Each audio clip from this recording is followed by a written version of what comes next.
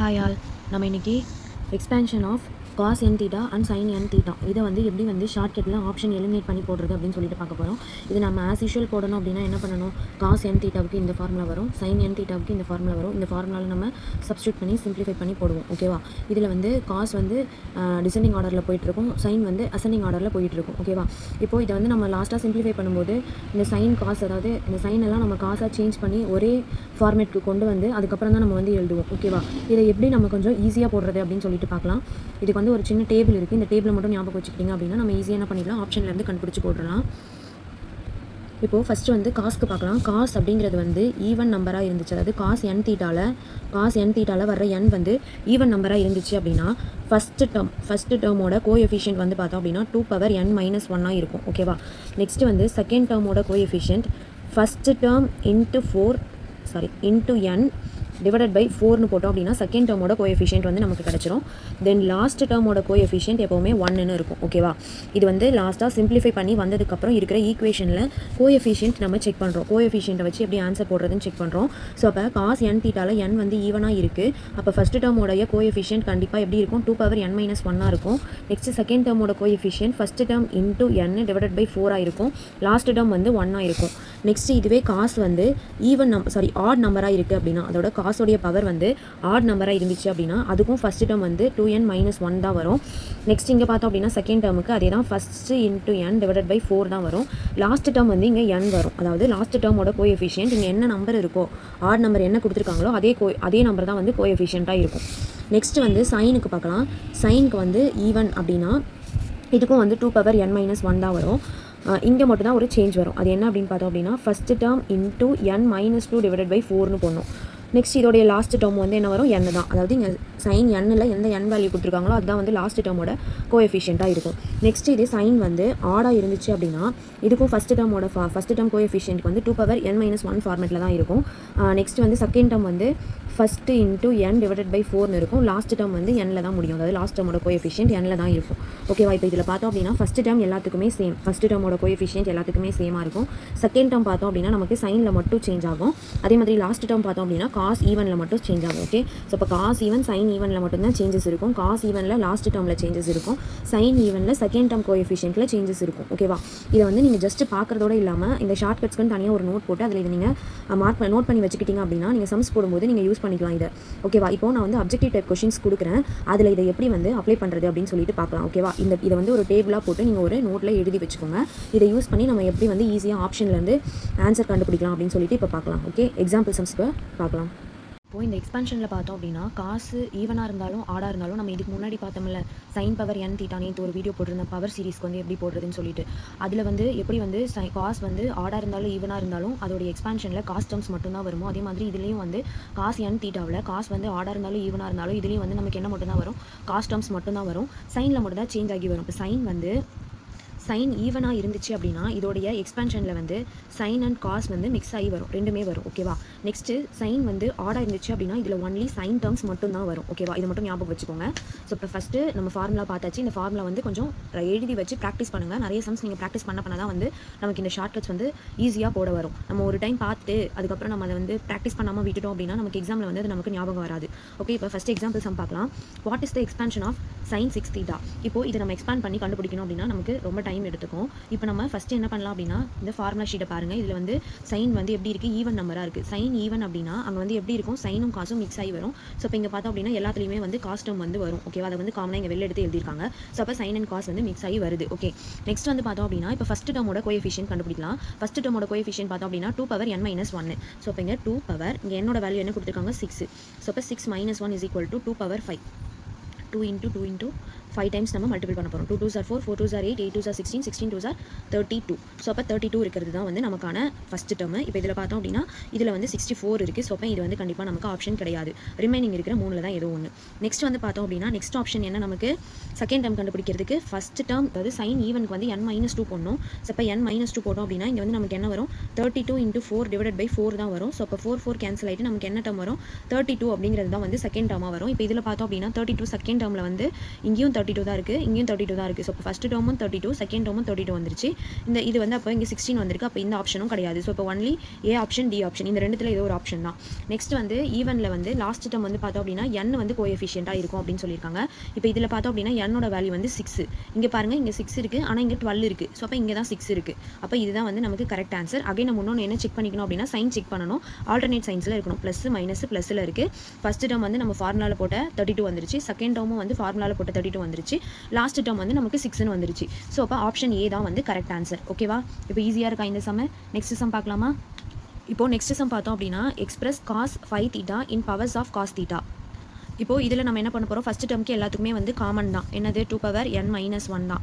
அப்போ 2 power 5 minus 1 is equal to 2 power 4 is equal to 4 times வந்து multiple பண்ணோம் அப்படின்னா 2 2s are 4, 4 2s are 8, 8 2s are 16.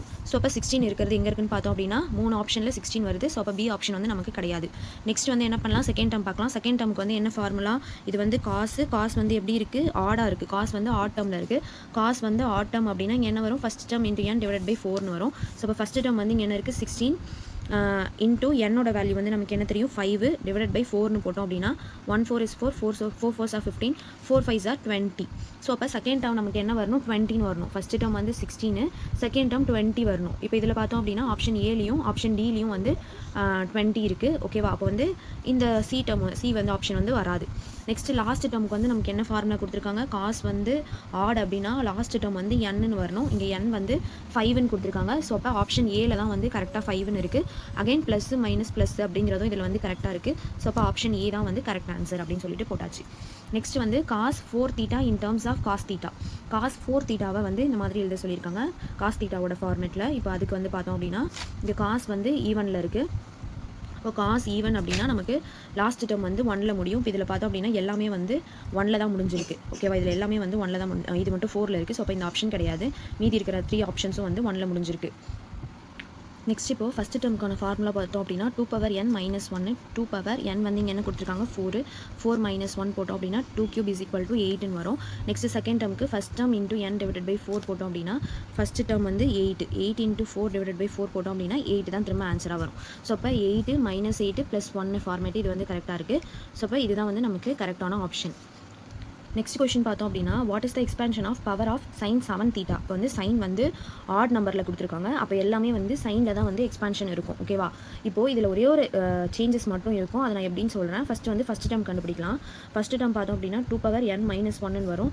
அப்போ 2 power 7 minus 1 is equal to 2 power 6ன்னு வரும்.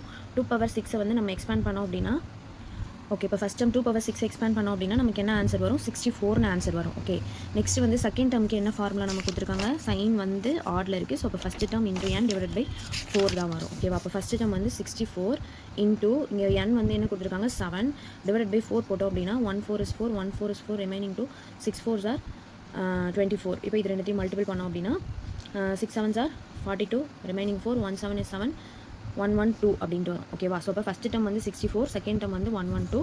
Next last term பார்த்தோம் அப்படின்னா இங்கே என்ன வரணும், n தான் முடியணும். லாஸ்ட் டேர்ம் வந்து 7ல் தான் முடியணும். ஸோ அப்போ 64 112 7. ஓகேவா? இப்போது நம்ம எப்போவுமே எதில் பார்த்தோம், காசில் தான் வந்து எக்ஸ்பேன்ஷன் பார்த்தோம். பட் இது வந்து எப்படி இருக்குது, சைனில் இருக்குது.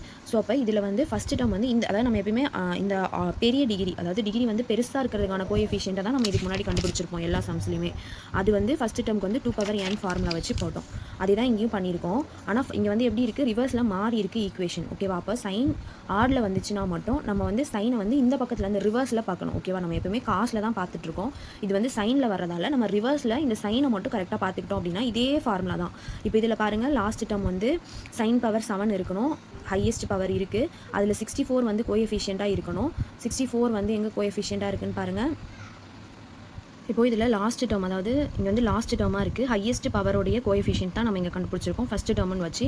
ஸோ இப்போ நமக்கு இங்கே 64 வந்திருக்கு. இப்போ இதில் எல்லாத்துலேயுமே 64 தான் இருக்குது. ஓகேவா? 3 ஆப்ஷனில் இதில் மட்டும்தான் மாறி இருக்குது. நெக்ஸ்ட் வந்து செகண்ட் டேர்ம் அப்படின்றது வந்து இந்த சைட்லேருந்து பார்க்கணும். ஓகேவா? நெக்ஸ்ட் ஹையஸ்ட் பவர் பார்த்தோம் அப்படின்னா sin பவர் 5. ஓகேவா? இப்போ இதில் பார்த்தோம் அப்படின்னா 112 பார்த்தோம் அப்படின்னா இந்த 3 ஆப்ஷன்லேயுமே இருக்குது. நெக்ஸ்ட் வந்து லாஸ்ட் டேர்ம் அப்படிங்கிறது இங்கே ஃபஸ்ட்டு டேர்மாக இருக்கும். அதுவும் பார்த்தோம் அப்படின்னா இந்த 3 ஆப்ஷன்லையும் வந்து 7ன்னு கொடுத்துருக்காங்க. இப்போ நம்ம அடுத்தது என்ன செக் பண்ணோம் அப்படின்னா இந்த சைனை தான் செக் பண்ண போகிறோம். இப்போ நம்ம எப்பயுமே என்ன பண்ணுவோம், இது வந்து ஃபஸ்ட்டில் இருக்கும் ப்ளஸ் மைனஸ் அப்படின்னு சொல்லிட்டு ஆல்டர்னேட் சைன் போட்டுட்டு வருவோம். இப்போ இதில் வந்து இப்படி ரிவர்ஸில் பார்க்கணும். ஓகேவா, இங்கே ப்ளஸ் இங்கே மைனஸ், இங்கே ப்ளஸ் இங்கே மைனஸ்னு வருதான்னு பார்க்கணும். இப்போ இதில் பார்த்தோம் அப்படின்னா எல்லாமே ப்ளஸில் வந்துருச்சு. ஸோ இப்போ இது வந்து என்ன கிடையாது, கரெக்ட் ஆன்சர் கிடையாது. நெக்ஸ்ட் பார்த்தோம் அப்படின்னா இதில் ப்ளஸ் வந்திருக்கு, திரும்ப மைனஸ் ப்ளஸ்ன்னு வந்திருக்கு. ஸோ அப்போ இதுவும் வந்து கரெக்ட் ஆப்ஷன் கிடையாது. இப்போ இதில் பார்த்தோம் அப்படின்னா ப்ளஸ் மைனஸ்னு கரெக்டாக வந்திருக்கு. ஸோ இப்போ ஆப்ஷன் டி தான் வந்து கரெக்ட். ஓகேவா, இதில் எல்லாமே வந்து பவர்ஸ் வந்து எப்படி வரும், 2 2 ரெடியூஸ் ஆகிட்டே வரணும். எல்லா சமமே அப்படி தான். ஓகேவா, இங்கே வந்து 4 இருக்குது, இங்கே வந்து 2 இருக்கும், இங்கே 5 3 1. ஓகேவா, நெக்ஸ்ட் இங்கே பார்த்தோம் அப்படின்னா 5 3 1 அப்படின்னு சொல்லிட்டு 2 2 தான் வந்து நமக்கு என்ன ஆகும், ரெடியூஸ் ஆகிட்டே போகும். ஓகேவா, இப்போது இந்த மாதிரி நம்ம ஈஸியாக வந்து ஆப்ஷனை எலிமினேட் பண்ணி ஈஸியாக நம்ம வந்து சால்வ் பண்ணிடலாம். இதுக்கு வந்து நம்ம ஃபுல்லாக ஒர்க் அவுட் பண்ணி பார்க்கும்போது ஒரு சில சமயம் நம்ம ஏதாவது சைன் மிஸ் பண்ணிடுவோம். அப்போ வந்து ஏதாவது மிஸ்டேக் வர வாய்ப்பு இருக்குது. இல்லை உங்களுக்கு வந்து ஒர்க் அவுட் பண்ணி போடுறது தான் வந்து உங்களுக்கு ஈஸியாக இருக்குது அப்படின்னாலும் நீங்கள் லாஸ்ட்டாக வந்து ஆன்சர் செக் பண்ணுறதுக்கு இந்த ஷார்ட்கட் மெத்தடை நீங்கள் யூஸ் பண்ணிக்கலாம். ஓகே, நெக்ஸ்ட் வந்து பார்த்தோம் அப்படின்னா what is the expansion of tan 4 θ. tan θவை பொறுத்த வரைக்கும் நமக்கு வந்து இந்த ஃபார்முலாஸ் வந்து இதில் வந்து டீன் சிம்பிளாக கொடுத்துருக்காங்க. நம்ம வந்து டி அப்படிங்கிறத வந்து tan θ அப்படின்னு எக்ஸ்பாண்ட் பண்ணி எழுதாமல் டீன் மட்டும் இங்கே நான் டினோட் பண்ணியிருக்கேன். ஓகே, இப்போ இது வந்து எப்படி போடுறதுன்னு பார்க்கலாம். இந்த tan θவை பொறுத்த வரைக்கும் நமக்கு வந்து ஃபார்முலா வந்து மெமரி பண்ணணும்னு அவசியமே இல்லை. இதுக்கு வந்து நமக்கு வந்து பாஸ்கல் ட்ரையாங்கிள் போட தெரிஞ்சாலே போதும். பாஸ்கல் ட்ரையாங்கிள்னா உங்களுக்கு என்னென்னு தெரியும், 1 1. நெக்ஸ்ட் இங்கே என்ன பண்ணுவோம், 1 ஆட் பண்ணி எழுதுவோம், 2 திரும்ப இங்கே 1 திரும்ப இங்கே 1, இது ரெண்டுத்தையும் ஆட் பண்ணால் 3 3 1. நெக்ஸ்ட்டு 4 போட்டோம். இது வந்து நெக்ஸ்ட்டு 4th ஒனுக்கு போடலாம். இது வந்து ஃபஸ்ட் ஒன், இது வந்து செகண்ட் ஒன், இது வந்து தேர்ட் ஒன். நெக்ஸ்ட் 4th ஒனுக்கு பார்த்தோம் அப்படின்னா 1, இது ரெண்டுத்தையும் ஆட் பண்ணால் 4, இது ரெண்டுத்தையும் ஆட் பண்ணால் 6, இது ரெண்டுத்தையும் ஆட் பண்ணால் 4, அகைன் 1. இதான் வந்து 4th ஒன். இப்போ நமக்கு இங்கே வந்து 4 தான் கொடுத்துருக்காங்க, அதனால் 4ஓட ஸ்டாப் பண்ணிக்கலாம். ஓகேவா, இப்போ இதுதான் வந்து நமக்கு கோஎஃபிஷியண்ட்டாக வரும். ஓகேவா, இந்த 1 4 6 4 1 அப்படிங்கிறது தான் வந்து நமக்கு இந்த ஃபார்முலாவில் கோஎஃபிஷியண்ட்டாக வரும். அது எப்படி வரும் அப்படின்னா இந்த 1 வந்து நம்ம கீழேருந்து ஸ்டார்ட் பண்ணணும். ஓகேவா, 1 4 6 4 1. ஓகே, இந்த ஃபார்மேட்டில் இருக்கணும். இப்போ அதை பார்த்தோம் அப்படின்னா இங்கே 1 4 6 4 1ன்னு இருக்குது. இங்கே பார்த்தோம் அப்படின்னா 1 4 6 1 1ன்னு இருக்குது. ஸோ இப்போ இந்த ஆப்ஷன் வராது. நெக்ஸ்ட் இங்கே பார்த்தோம் அப்படின்னா 1 4 6ன்னு வரணும், இங்கே 4ன்னு இருக்குது, திரும்ப இங்கே 4 1 கரெக்டாக இருக்குது. ஸோ அப்போ இந்த ஆப்ஷனும் வராது. நெக்ஸ்ட் ஒன் பார்த்தோம் அப்படின்னா 1 2 4 6 1ன்னு இருக்குது. ஸோ அப்போ இந்த ஆப்ஷனும் வராது. ஸோ ஆப்ஷன் ஏ மட்டும்தான் வந்து கரெக்டாக இருக்குது. இல்லை இதே மாதிரி உங்களுக்கு கோஎஃபிஷியன்ட் சேமாக வந்துருச்சு அப்படின்னா ஃபஸ்ட்டு 1 4 6 4 1 வந்து கரெக்டாக இருக்கான்னு பார்த்துடணும். நெக்ஸ்ட் பார்க்கும்போது பார்த்தோம் அப்படின்னா இந்த 1 கிட்டேருந்து தான் திரும்ப ஸ்டார்ட் பண்ணணும். இங்கே வந்து எதுவுமே இருக்காது. நெக்ஸ்ட் இங்கே ஒரு tan இருக்கும், இங்கே 2 tan, அதாவது ஸ்கொயரில் வந்து இங்கே tan இருக்கும், இங்கே க்யூபில் tan இருக்கும், இங்கே 4 வந்து அதாவது டேனுடைய பவர்ஸ் வந்து இன்க்ரீஸ் ஆகிட்டே போகும். இங்கே வந்து டேனே இருக்காது. இங்கே வந்து 1, இங்கே 2, இங்கே 3, இங்கே 4 அப்படின்னு சொல்லிட்டு இருக்கும்.